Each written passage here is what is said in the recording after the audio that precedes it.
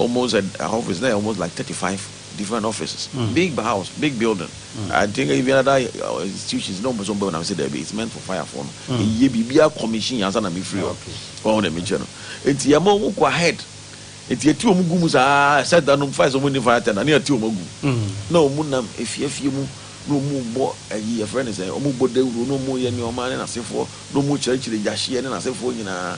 So, and the law is so the law knows where a side. Who is who see dying now? I need provision for fire. Who see dying now? I'm fire and I also down on our fire extinguishers. Not if one in your money anymore. You know it's against the law. Yeah. And but yeah, you know, I agree. I'm running in for you. About crews sitting down involve warm, of course. But I also do on account. Exactly. No much row. A Janet Kumukra be able to me. It is a basic requirement. Answer never more permit. I'm always see dying. Okay, fire. First the fire certificate and some of EPA certificate. But never president we grants and yeah, but I didn't say so. Most important thing is that we see we grant or corner. Say fire for nobody will advise you. Yeah, and I be also be to provision fire alarm system next to a smoke sensors. I'm far away in now. We are now assemblies and also no. I the back one who say more building inspectors. Especially on my assemblies no new site no. Omojuma ya net to see. So because we is a topic on its own. Because also over Satia, then you have to look at the departments. Or the come the link fire for Jumano. Say are there more inspectors no call rounds, no moon say be or fire certificate in war. Or advice on almost opposite animal. No, but I think the basic and then say the panel permitter. So according to the punishable permit, it is assumed, it is presumed say, go through without fire, I have permit. So assembly no, assembly and assembly better than say my special planning committee, my chairman that all the material. Say as an ever permit no, you have to satisfy this. EPA must give you certification. As a fire amount certification, as a final crash or a commercial property, as a traffic impact assessment. As you know, be brave. So, ansana yatanasi aye one tanasi ama yatanasi wakaseki yama permit to consider. It is before a permit will be issued to you. It is assumed that all those things have been satisfied before. It is not going to be permit. Guru boy, one now quiet near my shortcuts and other banner approve my who take care of it. And I'm a head of the municipal, so as a municipal chief executive and as a mayor. So I don't know. Anna Moses on young it's a committee. Okay. So it's a committee. It's a committee. It's a munya fire certificate. And say for. Why do you issue building permit? It's not a major. And then I say for. But some people can build without a building permit. So the major. I don't know. One of the major and the abandoned. It means there's certain requirements. You know, didn't meet here. And I want yes or yeah. Minister, they make a chance. We should look at it very well. Name can say the BCI. Meda say Honorable Kennedy Kwasikan come. Nana Kwachi Adefe or my good morning, our Hanum. Ebenezer Opoku. Mami Tio Nami Mema Ofa Akwaba. Name. Asma Eke de Hunia Pa. Media Mefa free different angle. I was a Honorable Diono or court local governance Munti or Nyoma Winasi. But Miss Mefa free a different angle crowd. If I say free the concept of market, I will say you're ready for the concept of market. We are near more matter its use and purpose. The idea and it dear I was here Yusufa. We are near maintenance culture. We are near say rules and regulations are a fact a jahono, ya enforce it. Mimunis are therefore we say ye share. Near the two to one. You might be saying, no, you bet me at so because a judge is here. Say any pie, free power, say free pretty missy. Won't mean free normal life or market system. I had there a bit my electrical fault out of nature. Be a bit messy. Now, so me drain say, I am bra, you do not embra, was say, yet me cough ye quote ye jasso, and ye drum, and ye marketplaces no. Na year consistent and regular training. Ready for. Said ye here because so shares honorable kasi or chairs Osha Mbani be yamame for our four. A hona Edwana Dra. Omude enu aduane kɔ efie ema mu nkunu no ɛyɛ wrong si yɛ tidwa nye nim sɛ edwa ne purpose ɛyɛ baby ɛton ade a nyoma bi say no ɛni kwan sɛ yɛyɛ nti yɛ kan kosi the mindset of the people ɛwɔ sɛ Ghana fo hu sɛ aban ɛbɔ ka na obesi dwa sɛ yɛnkɔ tena hɔ ne yɛnton ade sɛ de yɛn so yɛbenya bibi yɛbɛtumi aboa ɔman ne mpuntu a yɛbsra mo ɔmo limited to the purpose and the use of the market edwa enye baby a yɛnuanua nduane ɛyɛ mass nduane kɔ sɛ yɛde kɔsom efie sɛ wo hwem kra na kɔ developed countries a sɛ wo dwom a yɛ ma kwan sɛ ɛhɔ na bɛbɔ egya bɛhyɛ gya na bɛnua aduane tɔn ɛwɔ hɔ these are all wrong attitudes a ɛwɔ sɛ yɛhyɛ aseɛ na yɛnya yɛtu yɛ maame mfo yɛ papa no mfo sɛ ɛyɛ wrong because aban ntimi ɛmbɔ ka ɛmbɛsi state of modern art market no kora dodo yɛ sɛn okroma o hwɛ kwan ho kora bebi nipa bebregu kwan ho mu ni bebi o mekwa kodi dwa it is yɛtimi si dwa bi si hɔ ne yɛ sɛ yɛ maame fo nkɔ so a ona mu so nya mesrɛ mo ɔmo ho the use and the purpose maintenance a yɛ ka bi na ɔno abuking ɛkwan bɛn so ne yɛ bɛ maintain ɛwɔ sɛ one ya yɛ ho ne yɛ ho ne yɛ stores na yɛ agye dwa ne yɛ de akɔtena tirem no nyoma bi wɔ hɔ a yɛ hu sɛ electrical plugs Fort kakra be ma yɛn hwɛ sɛ ɛno no yɛ kemi anaasɛ MC anaasɛ aban adwuma sɛ wa shop akɔgye a wɔn sɛ Fort wɔ mu no aban na mbɛ solve ma sɛ wo yɛ legal connection wɔ hɔ na onim sɛ wa twɛ light a hu the effect of it sɛ sɛ wa hwɛ na akɔtwe na bibi si a ebetimi gya atɔ hɔ tiɛsrɛ mo maintenance nso hu hia pa hu hia na yɛka maintenance yi yɛnso yɛnhwɛ sɛ yɛ MC for ne yɛ mayor for yi ɔmo nso be descend na de bi ɔmo nyɛ regular checks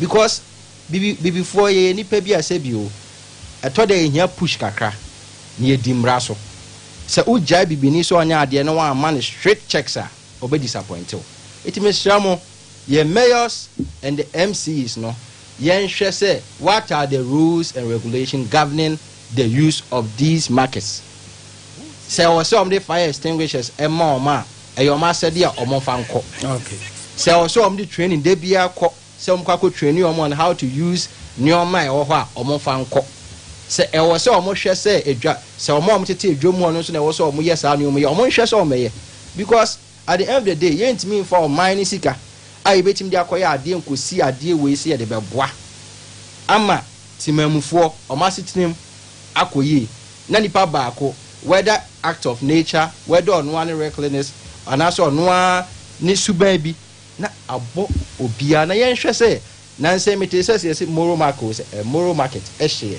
say binim say moral market a minya dagumba line when I got closer info from the KMA office it took them about 400,000 to give out to NADMO to support these fire and conform I affected but sasika wenti can't me fanye bibi ebeboa santemai ebeboa kumase iti mesra mo ya etiti dwemu ya etiti dwom ho aye ton ya de ne hu se eho ne yenya ye dwetre free eho na ye hwe ye mba eho na sika ye benya eho bi ne ye de tua ye light bill ye de boa ya dada sitina mu iti ye ntwen se aban no ene mbe ya ade a egya hyehye eso betie iti ya hwe na ye nye se e out of nature na se bibi esi a ye ni ho control na ye ne ye ene ye suban ene megya ne bade a mesrɛ mo me hu se edwa no e hwa ne didie ti me de asema ye ken honorable akani nyina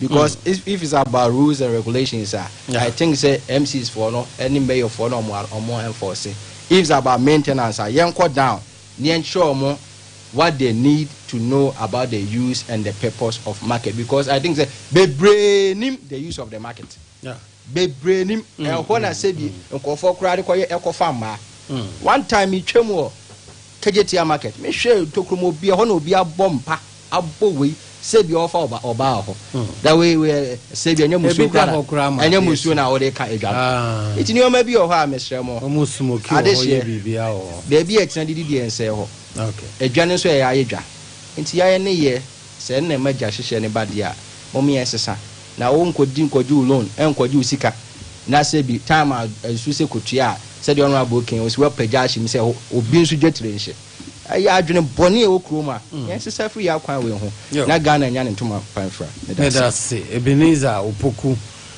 Banks or Vice President Ghana School of Law Kumasi Campus. Former PB John Tuadaxon, former presidential staffer under the late Mills and John Dramani Mama. What I want to say? If you will call. I said one pound we late. 1 pound so what time of day there be an to jump on.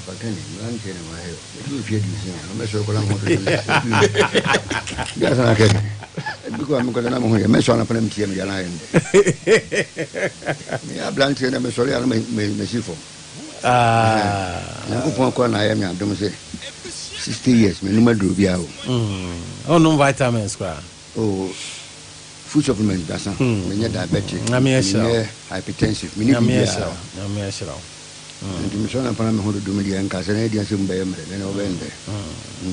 Where different so I'm a DJ or Pai the more. Was a Dr. Mahmoud Baumia and MPP for no Monko Toabama, no none bit to me aboa no magic power. At the free NDC for 70 Saturday was Ramo Moko be Uncle Toma. Oma Uchi Omo Dosso, Fachame, Saman to me Amo Bomin idea. What I mean to you? The bucket is just one of Mokin. Bacho. I'm just so like a Jabia to Hamanko for cabin be I'm seeing this cast and I should be 70, but 30 something. They are we are feeling but when you quite as you see SB or more modern, so for like our time. Media Muda Robba, Quanahuna Tantanta. Maybe son or $30 for me. You can assign a responsibility to them to somebody who do not have any payatuma. Make sure say how you need. Insurance nam kwa hona hunyina tantantan sa enye won hwe no mpe ade bi nye wo ozabakani ko Dubai market ho ne busa oma occupy shops say material na yede ayedan de be ni chiri na de ayedan busa mo say hwana educate you on that say material na kwa no de be ni chiri. So it is the responsibility of whoever is managing the structure or the facility to tell them, say, we are broke, and then you be and then you A, B, C, D. At least also multimedia and BB in a poster form. Maybe boss shop be any man, maybe boss shop be. I don't think so. Floor also. There are some spouts to be. The can't spouse, I didn't try to shoot me from your day. It is envisaged to say, your horror, and also ensure a from your day. Echo. Will be Johnson were here with Adin. Because when you shoot from your day. Because who called Johnson and Uncle Johnson go 5 cities. Oh, one more year on 1 year. You see, share one more year friends and building in now. I think it's a mistake about when you say. Munjomo, a Jomo, a biton Pabodu, a biton, Salaman Emana, a inflammable. And in Sanko from baby, I was saying, I do a mokoro. I was saying, KB idea, the saw a portion of construction, a yet different from. I don't think so. Oh, my, if you say a baby or moment in a construction material different. One more year, no. According to consultants, even our sensible crack or buy an over channel, was a commodity market. It's not by beer or more young Pabuani or by beer, yam more momoko. Or ma or me cool stone, on birthday fragile, edition, muma or more prep, channel and no to fry. And you know, why need money? It is why I'll be called your tongue to Manana near Mabu, fragile. I was saying. Sunday at Tiana make catch on Bisobia. You see, Freddy now was saying, Comma the airway, no, or to two not case, no, near Biniam, baby. Everything rises and falls before leadership. BBR, everything. Me, so we may know here, Juma, must not know here, Juma. No one idea will meet him. If you want me to fail, I will let you fail first. And you know, leadership issues, managerial issues. Niema ye so na pa ye di ho abobo nyina. I know from my fa we nkan ho. Kejeti a problem no, ba bi e sha ase ye. Time a contract afo ni wie ye no.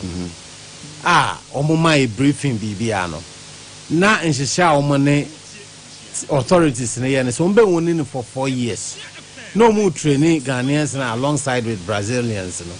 Until after 4 years no man hand over amom by a pamom. Ani eji from some to man bebre o wa. Ni ayen adwen kire yen no na e dey manage. And in make at say leadership issues. At a material time behind somebody was leading, somebody was in charge. And you know, ye Kenya no ubi na nyina dwuma yi. Wo your greatest challenge or memha managerial issues. 7 years you show we don't look at Nipano, the competence and then the acumen or you time you man the island a many pano. Sometimes you feel when you interview a 7 hour kana on him so as someone can say you realize a baby or dinner your tia bench can cano in machine you're going to kefano. I can't for me. Well, and you know, not until say, Nipa Sebi or Makusuku or Motion. You be a Kusu and Ocean. Ye, money, you know. Quite a first interview for them call a band to an on. So say you call back in your career because, and I'm a pure, it be a year can a friend. Oh, no, what can I come? And ye be season, in the case is PA system CB. It is so. District Biano, and I do your body rule, and we are body will say. This time, what an I head you woman. We don't can one stretch. We say gradually, at least a beco friends and will be a team. Now, winning BB. Yeah, this is assembly concept. I'm not idea in a charity. I tell you, I was say, yes, our transit near revise. Osempakani, assemblyman, the area, Yaya Quanfro, not I'm maybe a dose here. We need to go by a phone. Or cross assembly coca near home here. I'm not one say a casicro. Who wants a coin now? Has Corman from Quay in winning. Is it a coin? I say, you do baby. I was say assemblymen and women, eh? Your more responsibility. Also, when your budget. There are so everybody baby in Sua Pie.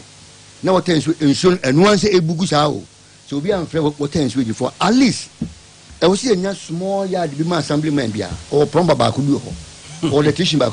Say do or when I say bro or no what ends quickly no afraid a friend. You bet him quite printing cat better tell film electrician emergency friend, plumber emergency friend to look who say pipe be a pire, eh? Or baby a wedding, or fair. Baby, I don't know. I was here. Your mom rose, or no authority, or no responsibility. I was assemblyman because the kiosk we need here. What friends say was Osempakani. Doesn't make sense, eh? Yeah, building permit. Eh? Now, some man or here, he has no idea about a building permit. The engineers in the bar. What? A term, a primitive. I was here, Unim, who started a building permit, eh? You start with the assemblyman for an office. One of the coffee, also assemblyman being in the area in layout. A high school assassin, a higher coin, a higher swampy area, a higher read. Tis all corner the question, not to Urasako Heno. Aha, Genton. So that's it. Baby, a damn BCB or not, you been you be a bedding, you be holding responsible. I know I'm a call, I'm going to jump baby a wash and a man be. Can I say, make us say, yeah, mamma no Adriano or Mopon coffee. But was you jai, Jack see me starting no Adriano or in the Hover. One more can but one embrace more, eh? One embrace more, you know what Quagujana Casasam. It's unim Osempakani. You redefine assemblyman or Moros. They ask, I was say, Omunia Jume P. A yedibo baby a cacono. Woman to me, yes, assemblyman. Over here, economy, no mammy. John Dramani, Mama. Then I was come. The topic in the crowd, my economy not 10. Let me hear you. Sir, and some more money, pa. Oh, Osempakani. 10. So far, so good. Baby, we can be. Where can offer it? na me economy na 10 me you frata me matubata me chese ne amoka enfam to me asem ne say ye be fa free baby and ya build up on there ye be fa no aye de ko obi antimi ma ba mu meka se me ba ye no me di abc to ko ma na bibia ye den ekoso obi aba obe fa free baby na oso aye den na o de ko so far baby ya fa free de ko no eye everything is fair and it's on course and you know the American say your areas baby mako do also aban e bom modern say you bet my den aposa game na ho especially tax revenue aban bom modern say o see me pay tax revenue mo say e be do baby na be your tax to GDP ratio maybe about 40%. Yenya etimi yes ade na Osempakani the appetite to go out and borrow no ebe kofom ebe ma yasumdue. And these are some of the things I try to say. Now, we share unemployment. Kakra. You name go akema maybe from the middle of this year, no you see, baby, I was saying human free banner. And it's a free abandonment. I was a free private sector. One almost doesn't make my far ban because young way are. The before you know. What for police for baby? What for fire service? What for migration? What for way? I feel tax now, the general. Yami and Fetch now side tax now. I could piaka. 1 year can find Yashi. I was say your fuck can be sure you beat me about private sector. I'm a woman to my day. I expand the woman yama. Woman in human, no much my funny party. The next step, I also buying a person oil zoning. Inflation call from. See the no value a year and I'm a boy. Name a pico from but goods and services price near day and call from. Quite call from Osempakani, and you who won't call for more. And you through a California will be a show. Do you know why? And maybe the city was arrested, and I'm a boy, only to be rearrested in France January 2025. And to be an himself, I didn't acquire an assign day. Nah, bah. May I expect my bank say, I buy my bunting, no me can't Ghana forces. Sydney, petrol price, I call from near my inflation, I call from Nano. My alternative plan will be through. So go to price of follower. We have invested in local production. If you be free more by Baba support to go to Skebia Yebede, you be near free the Yehunu, Yebekoswa Eden, your cocoa, your coffee, your nema, your decoration, your shimukra. Sebe Skebia was free baby, so Baba Beden, Baba Bois. And tomorrow will be a musician, will be a bit Martin Yamason. We will not go back to the first Eden near one. Now, I was about to assign a role for Ghanaians. Say, the American, Obian Shasiento made in Ghana goods. Obian Shasien patronizing made in Ghana services.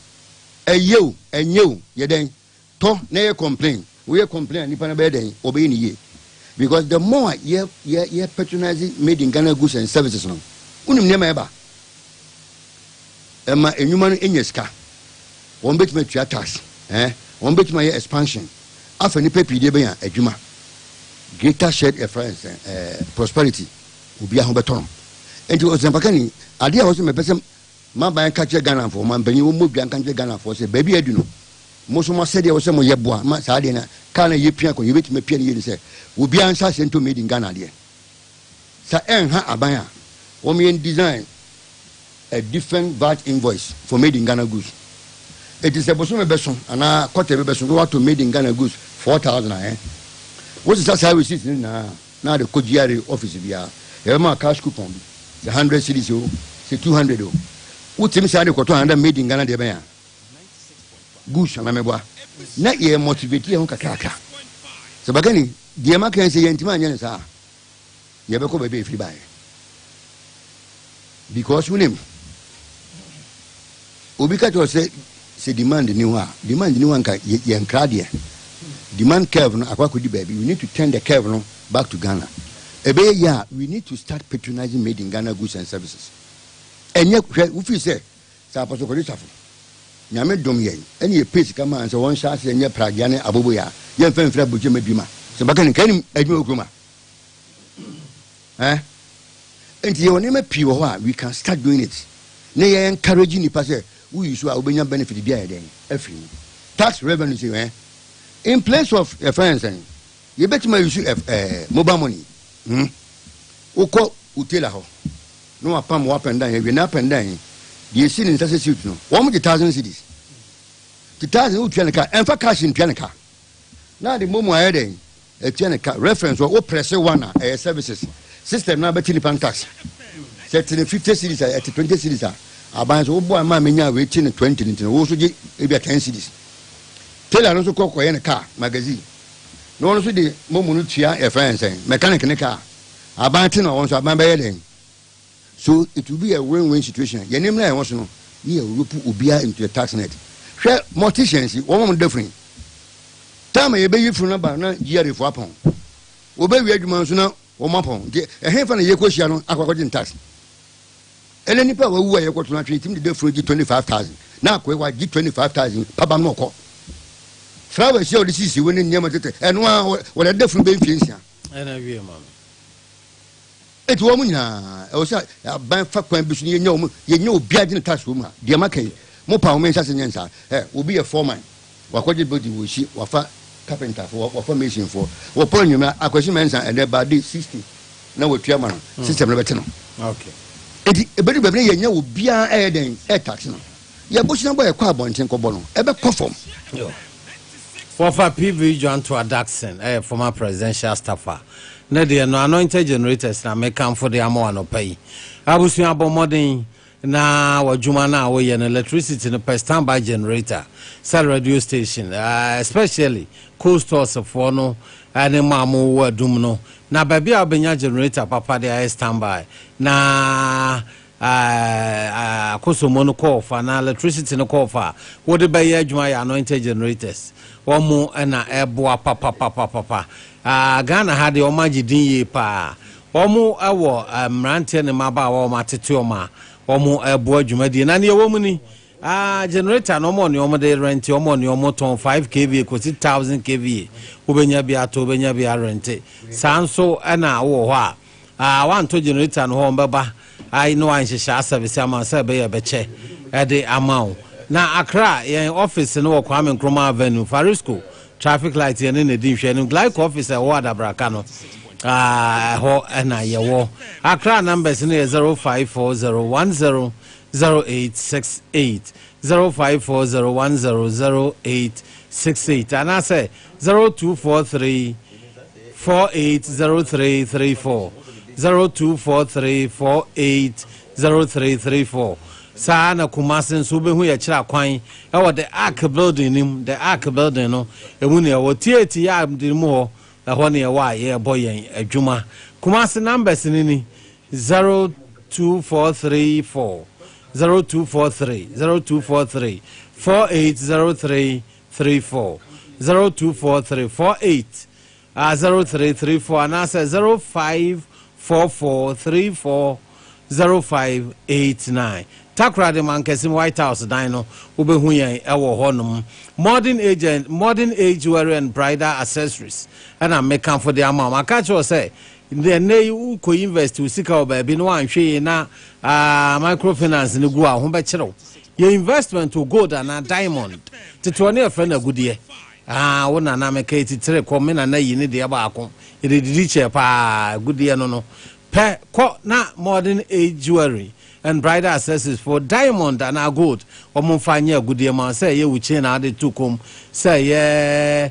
wasoma de a wo she say ye bibia on be invest the gold na ya ma na de ato da chi bi ahun kire ba opagya wa de diamond ni gold ne bo so nte da bi ekonanim woton a wanya ska de ye bibia hia first ka na nwenam ko retirement ahun be kire da bi wedding rings ni nyina wo ye wo ho e de ma anklet na ka jo se ma na wo to anklet bi e fe papa wona ma ya hwe kwa ho uhu anklet ni bi atum say yes papa gold one call na modern age jewelry and bridal accessories omo more diamond gold and minerals na ka ni nyina ho frɛ omo awo 0506 706681 0506 706681 Bantuma High Street ni ahemfie no ena di enhwe animu me batew na makon no abo Kennedy kwasi kankam so mema etiefo nyina akwaba ba Amuzu Herbal Clinic na midiedro bia ba yefre no Amuzu P Herbal Mixture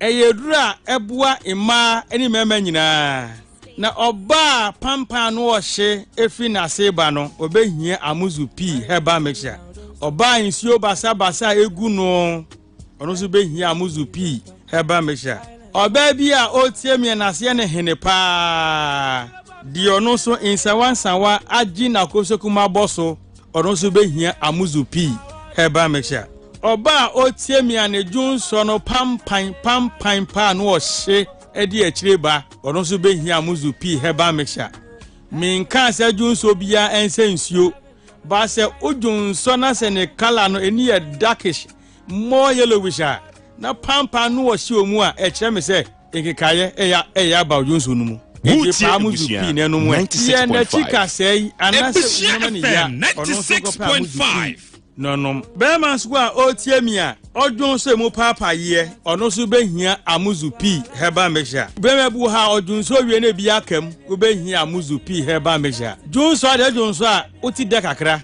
se ugun so na se ya nko an na oti a uhia Amuzu P Herbal Mixture ensese bema dwon so na moja di akireba enti bema dwunso ane dwunso moja di akire no kopa Amuzu P no mu na sa ni na mfiri ho bema ne dwunso ebon kan uhia Amuzu P Herbal Mixture obi se doc eya na nso totro efri bema no oba se bi chim kakra na abegu ano white uhia Amuzu P Herbal Mixture insawa agi bema na aboso uhia Amuzu P Herbal Mixture se ba se uhwe aba no emu ya uhia Amuzu P Herbal Mixture obi se doctor mehwa no ahono mesrew enye hwewa ahono nyina na enkwe baba so muati mo hwewa ahono enti bema ne hwewa ahono onko pa Amuzu P no we nya twemko obi se doctor medware wi a na me nyina me 96.5 bema wa sa ha nyina no obehia Amuzu P Herbal Mixture Dr. Amuzu we midunso wi a na se junso ni bi tamayase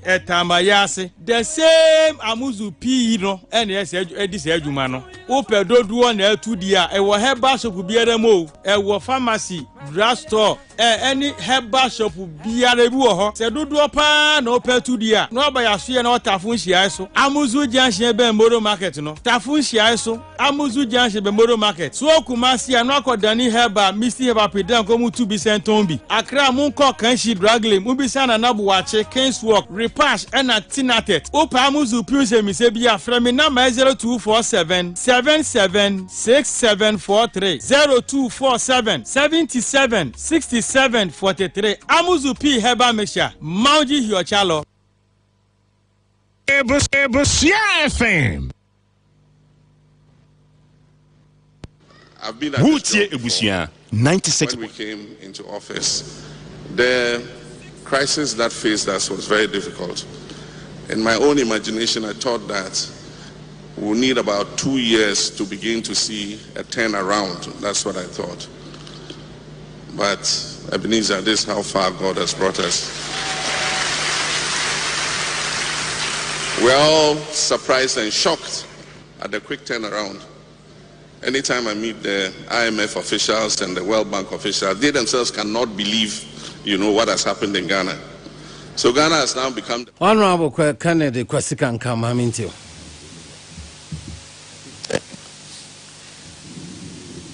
Economic management. And I say, it can never be a miracle. Intimi nyete se nkonyanda so na mechelo na mintiadentie president bakakre obo ya no ama some of us no and I media me yama sheme kakra because if the president of the country who has all the information at hand is telling us the way our mind is yakono ono ankasa kra no onjindi nyasa na akwa say ene nwanwa sa akwa senti ombuza se nenti Ghana hana akwa duru se ya e kire se I say obese funimu ba wo kwa kira wo kire ne ma bia ntira me ka se mentie no de me tie na me ka ho asemo so on the mention ha ntira me ka se economic management no it can never be a miracle because every economy be a basic bia no a basis And as a you're on top of issue, like being the president of Ghana, you should know, baby, I didn't free about do sebra. All the major, intimate cobas or now, dear ways, and I said, you are not on top of issues. So on the major. Even IMF, one of IMF was the woman ground. It means that IMF, so they may be used speculations to do their calculations. But maybe the cost in a manchester any a manchester in Nipa amamono, a ginawa, they are showing such. Said your person of mine is here, and I'll be to me. O caught a mind being baby, as when I say, can you are, or to be just can be good, nobody. And I make on just Obi also. Omunzu skani gumuzu be bra umbachini gina de afrimi gina no ana ya na friend economic indicators no egina said obi abesi aye no. But at the end of the day, in economic management, all managing we are senya impact aye timamufo no so. So wo manage economy ni said then now ye ni bibia na say timamufo no emfili how it is still and there's a problem somewhere that need to be addressed. Because supply always has a meet demand. So let me just say, so yeah, obia why economies are not war based economies biano. Say supply ain't meet demand, then that means there's a problem somewhere. So inti Ghana ye juma. Now no share your revenue aspect now. Maybe with the introduction of the gold board and then another good for purchases and then good for oil nothing for no. Ama I just say you improve the revenue aspect of the economy. Ama the economy base no strong. People are now having trust in Ghana economy. And one are Britain for ye. We go call British Treasury. Or move a lot of gold deposits. As a video we buy now or him British Treasury or more a bank aho. Na all share the kind of gold in your money na so easy. So and until mama was this country they have so much amount of gold, they have so much of treasury. So no be delayed him say a government guarantee and I see a collateral and I say a bibia on himself who was hard no I said do sika kra be adwuma na duru dia obetimi aden anya sika free because of thing and I told the ones who did cover bia e ma Ghana for na yemodia all right there. But eno no da house is sika bi wo wa yo de akosia wo ade wo kosi aya wo dia. But untimi nya access to it so much because would obi ka bia odi adan besia wo nipa na e wo no untimi nyusu fa nya we ba untu aka no so untimi nye den enkofa eno na ya normally sometimes no yetimi di shisha yetimi di yem. See Ghana no the base of the economy no with the introduction of the gold purchases, gold board, gold for oil, gold nyina no ama another revenue partner so bar and put the economy in a good light. So na ni nyina kan fo ani nyina no esa timamufo no enya the feel of it. Honorable timamufo no wo ye reference to Ghana for as na make timamuni obi a wo ye rebellious e kaso bi timamuni timamu yes timamuni ade o maye bi ane mama no nkoso so wo mo timamu ntin ka say Ghana for okay as a Ghana for nya so enya impact. Thank you very much say odo my attention or as a Ghana for no enya the feel of it say ade no a economy say the esi ahye no nya ekoye di maye so won the meche sisi here no yaya ma aban ye ne de all right but so hwe this economy na akoye na enyina obi adna akosi dollar rate so but mahunu the NDC government person wo ye no NDC government ehunu say say otimi stabilize dollar no and as otimi stabilize cedi no ebenya impact other sectors of the economy so but so man you very careful so the dollar will be stable what I mention no cedi will be strong but a few people nebenya some faso businessmen nebe enjoy because a businessman okofa ne omanaba no de omaneba na $60 no nya dollar no at a certain favorable rate no the dollar no kofa de no ma begumo no ba na say the price no on so ana so oba na airport yatete ne oma se na bibia port na se for na se still oba na price no high pona oba ne den e ba ne say Ghana for no enya so faso de bia o man ne be luku say mu odin emu ai den so and you are very careful. Now, if you look at the economic indicators now, some of them, as I'm talking to you now, some of them are very down. Typical example, employment. employment as a so low. Aban no nkyerɛ nneɛma bebira apart from nkokɔ nketenkete ne nneɛma ɔmo pagya no saa nneɛma no nyinaa no ɛnhyɛ da nya direct and pick it straight away. Nti ama still unemployment no ɛkɔ fam ana year in year out no yɛn nkurɔfoɔ kɔ school awie a ɔmo pɛ adwuma nti ade ne ɛkɔ soro saa. So day every day biya no nipa ko school every day biya ni ebeduru point bi biya no you come to you be churn out a lot of graduates omo so buy and they want to be in the job market. Enti honest you be very careful. Now no construction ma say started pick but construction no pick throughout. Most of the projects are nyina no contractor for who say na obi kasa say o ka kire say be kwan mo kwan ni mu akwan ikura no ese ekutua contractor can not make adwuma o say a deliberate policy ana to pause in all ye wa say that na just on spend it because on spend it pair the demand is going to be high. Demand is high ebe affect the dollar and CD relationship and ebe affect no it is here omun use sika no destabilize CD no okay against the dollar no. So until say o man hwe ni ya dollar no say normally nka naturally no na nka papa economy Ghana for no nyina adwempo otirima ka dollar no yes a no CD no yes a no ese nka ne o ma bi so tete eduane bo kofom ese ntade bo kofom ese services kofom ese no bi kofom but it seems say we na o mu ye no entimi entrega other system ni pana ye wo man so na me je no ya ka ho ya attitude aka sa na ma we obi ase o stock o say obi ase na nema ye o stock say na make say no na yes aban no those regulatory bodies no ehwe kwan be fa so a umbe sade ni nyina and making sure say right things are being done. Okay. So all stocker GRA for no so mo call rounds. So be to all stocker be hu. E dio bia ye ton Ghana ha bia no e fa port ne ba. So support for you madwuma ya GRA ni can trace it. Oko use icon system no na hwe platform no so a.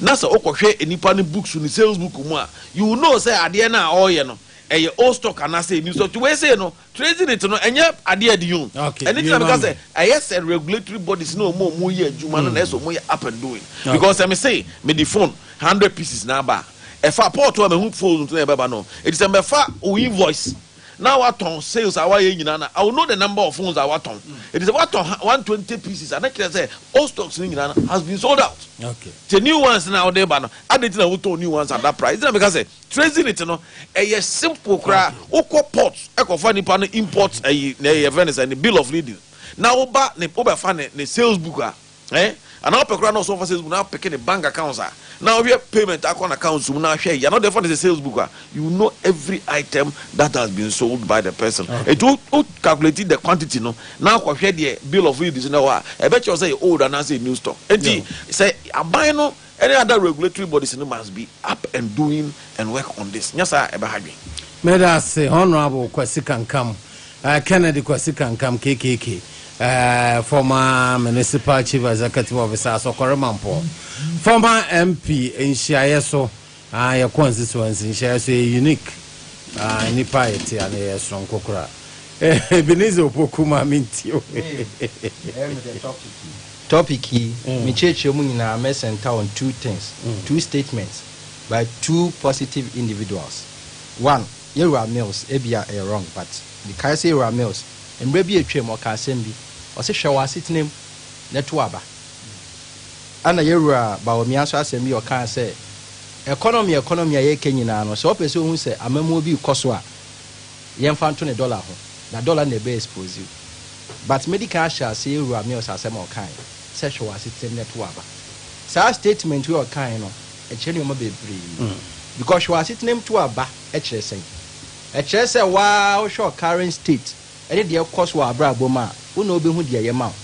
Na Ghana for a young cophobia sebi nipe be omon pebe brain free a buy ho omon pebe brain free a my for ho omo the omo diane say or ma sitting him ebekoye na was sitting ebekoye said ye yera can come kaino.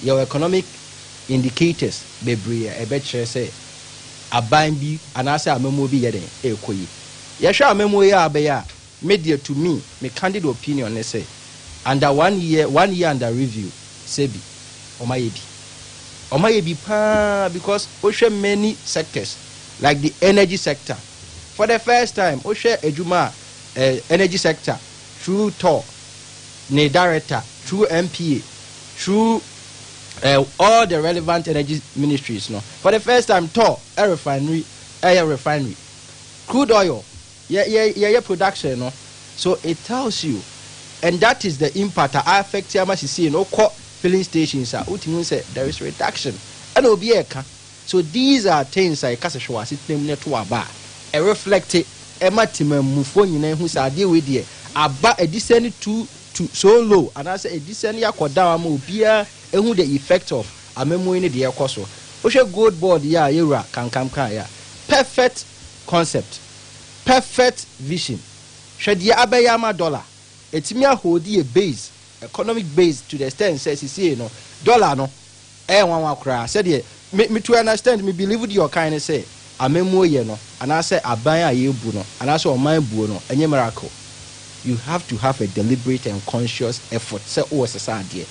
Now yera on my opinion or tissue a small kind to an extent. Said the area so can come up as well. Menen yardness say a beer no nim the orca. But to me no person say on one shed you no crown why yet within this short time now. And yeah dear and kebit me in a simple. It's true. For the first time I did $17. It's me about 12.10. 14.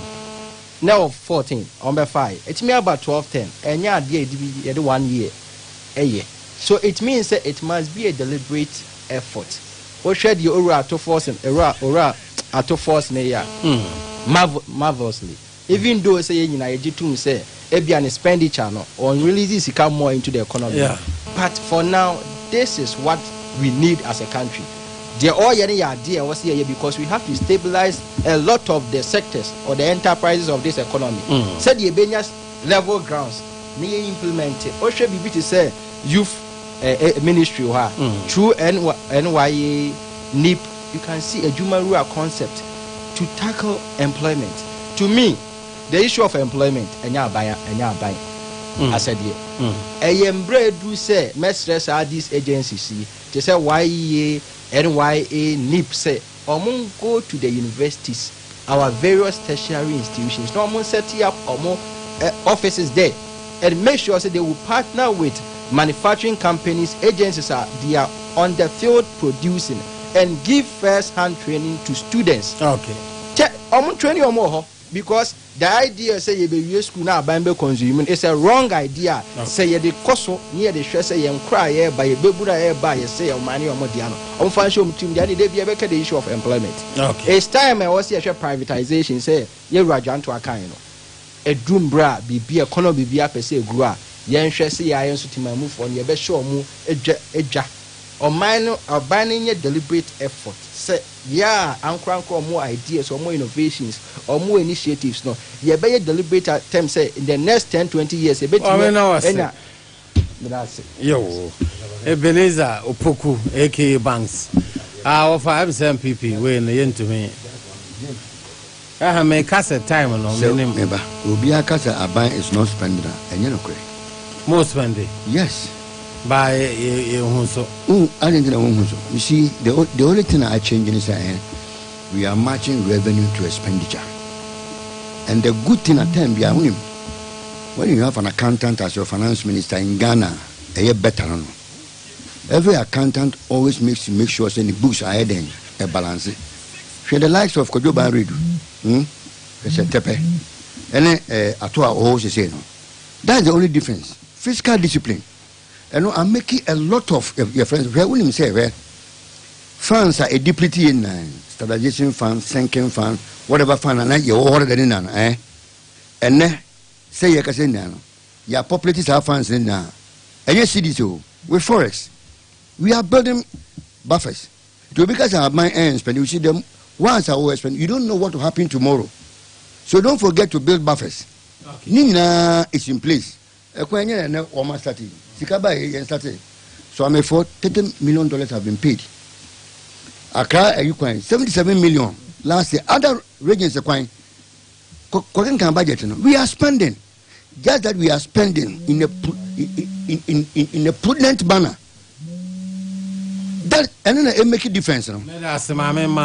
Honorable Kennedy can come in him say near PB can or be can now more dear no name say so we in 1 minute because we didn't 1 minute in car Saturday by the message say abana ya kwakoto no ma obi amade bia obi ahwe se obema ya to abano e de ama liba ope ya polling station ho ne bia no ya people have the security very well.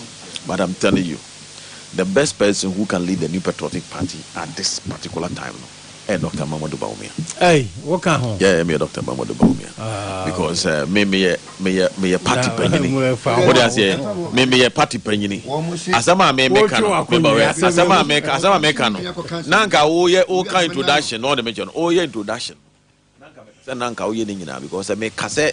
Me pe Dr. Mamadou Bawumia anyese metiana me sorry na me se Dr. Bawumia ya kan bi esema me one of them panyimfo a your party nim ebi ankenye age wise anka me kan ye kan party panyimfo mo come but age ne bia me ma me qualify my police station chairman da my police station secretary my police station organizer my police station youth organizer my deputy constituency youth organizer my constituency organizer 4 times constituency organizer and I be regional youth organizer 2 times and I be regional organizer 2 times and I make parliament na masa be municipal chief executive and the can politics na some say can BP asemo me obi a I heard you say me obi a me nim MPP mu pa na at this time ya ye wo mu say die so ka say ope obi a o ye leader among the 5 me ka so obi antimi leader but who say ade bia enti na e ko so ka you can good better best.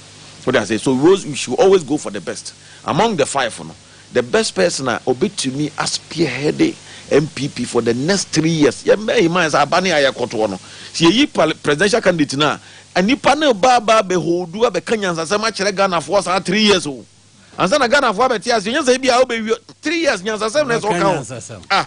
Now guys over be there be some see nipa no menka so be kanyansa me say sa nipa no the person is 5 no do obi akanyansa they make that be tie me o me say menka so obi akanyansa me say nipa kro no ye yi no a Obaba be kanyansa sem sa 3 years obekanyansa sem obekanyansa sem 2026 Bekanya Sam 2027, Bekanya Sam 2028. No, Makanyansa Sam said, Obian to Minka, some Kenya, some American say, Yakasa, and Yakasa, Anna, Ahini, Yabuaya, who only Abedu.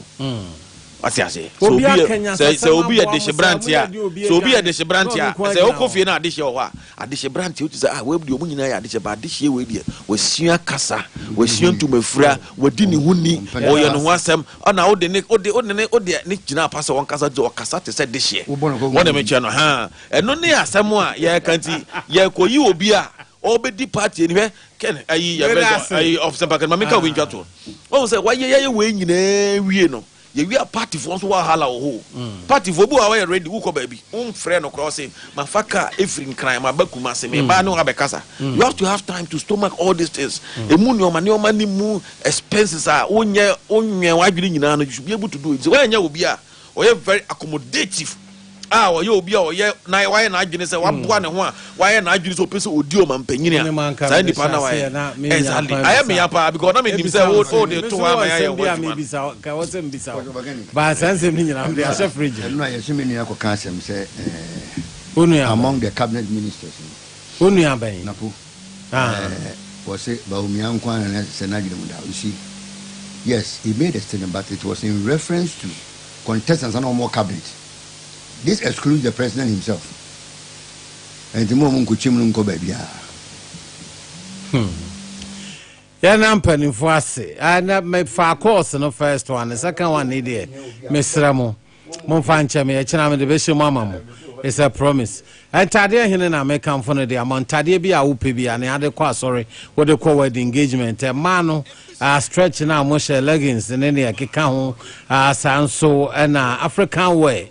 Ninyina ntade ahine ho na obenya bi ato amana boawo atie ne na pe wanko tontade bi a wankasa wo ware afede obi aba na tade be na papa di ware enkoye kontade ahine ho na ko pebita no so eno mo fre empanimfo eda no 0248 62 3057 0248623057 and 0207 628386 0207628387 na bibi anya kama Dr. Amuzu ose bema nwe ne kwan so bema wo Amuzu pia ba mesha kope binom na moaw atafun hia so na clinic ne wo enam yare oba bema ebetu ase ede amaw ewo ho no mo frɛ Dr. Amuzu awo 0247 776743 na bibia enye kama emfa maw na me na PV Joanto Daxon former presidential staffer and Professor Mels John Dramani Mahama men nana se sanso ena Kennedy Kwasi Kankam former MC Asokorema Mpon former MP in Shayeso ono so men nana se PV ana ne phone yedede no tide ne wa kira wofa PV John to ana ne phone yedede no na afei Ebenezer Opoku Dodo na Afenyo Banks law student ono so wote ne nka sorry na ma gifty abetoa so de masem dwumadi de abrow fache me se mentumi ne wanwie wo course no nyankopon admachira me de be shemama wo ma omobo adwumadi na ye de brow executive producer Oscar Dututu sanso na Alberta Kwatma a champon na afena na ma Frempoma ababio DJ Legacy ono so eka ho de Joseph Kofi Mensa DJ Legacy akokwa sense omunyina aka ho ne ya de bro nyango